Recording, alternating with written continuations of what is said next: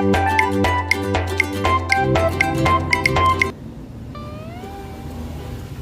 guys, at tayo po ay maglalaga ng mani dahil ito po ay aking aataduhin at aking ibibinta dyan sa harap ng tindahan. Ganyan lang po, dagdag kita po ito sa may mga tindahan katulad itong amin na ito. Total, bumibili rin nyo kayo, kumakain, bumili ng yung sobra, hindi nating ibenta po. Yan, dagdag kita rin ito guys dahil may pisto naman tayong tindahan, di tayo bumabayad ng pisto. Yung bibili, gustong bumili, yung hingi, bibigyan natin pag nagsasalita. Ganyan po ang aking karagdagang ginagawang dito para dagdag kita rin po yan guys. Kaysa nagbabantay ka rin naman, ilagay mo yun dyan at may bumibili po. 5 lang ang taka yan. Ipakikita ko sa inyo mamaya ang gagawin ko dyan. Yo! Hugasan po muna natin mabuti yan bago ilaga. Yan, kailangan hugas na hugas yan. Siyempre, yung ibang kinakagat ko ng ating kinakagat natin yan, yung hindi na bubuksan ng ating mga kuko. Ginagawa na. Kaya dapat ay malinis yan. Malinis dapat. Yan. Lagyan natin ang tubig. Hugasang mabuti. Ano man. Yan. Guys, ayun at iluluto po natin yan. At yan guys, nilagay natin dito sa multi-cooker. Maganda pong magluto dyan sa multi-cooker. At yan, malinis na yan. At lagyan natin ng asin guys. Yan.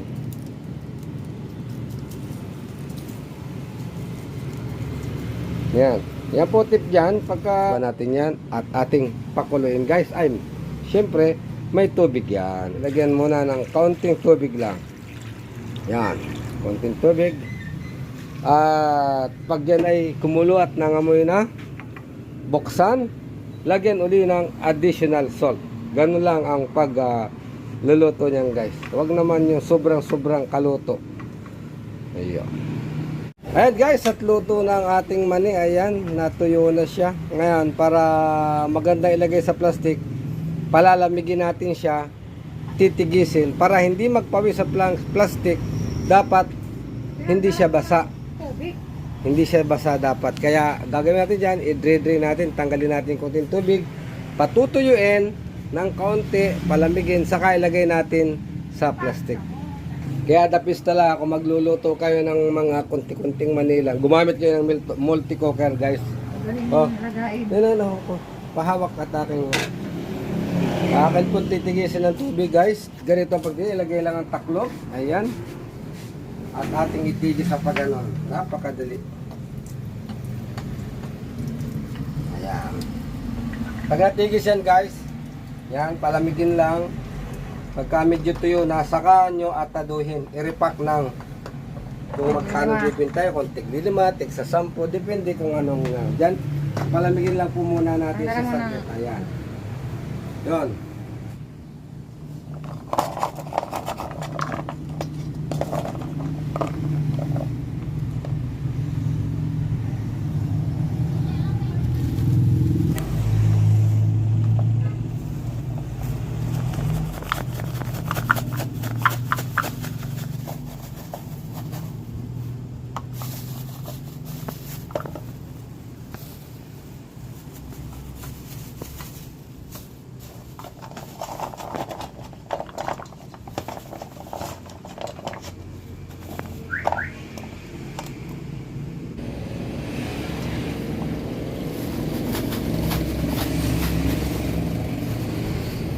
Guys, walang kasama kaya ganyan.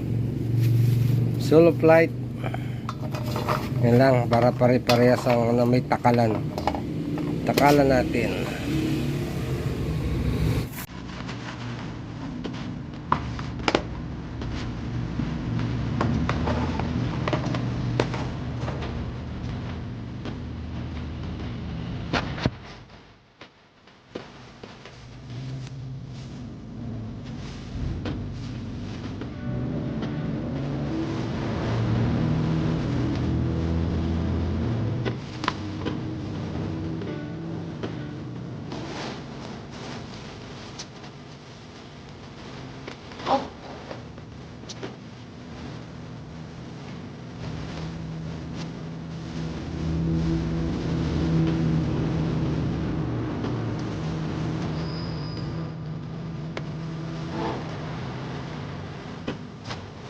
At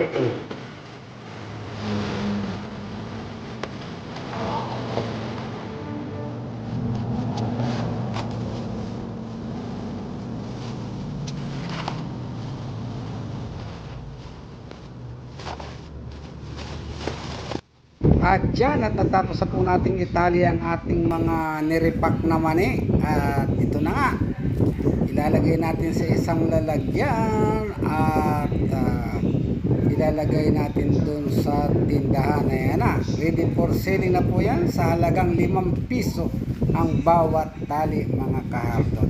Yon, maraming salamat sa inyong panonood ng aking video ito. At ako po ay thanks sa inyong lahat. Bye-bye and God bless!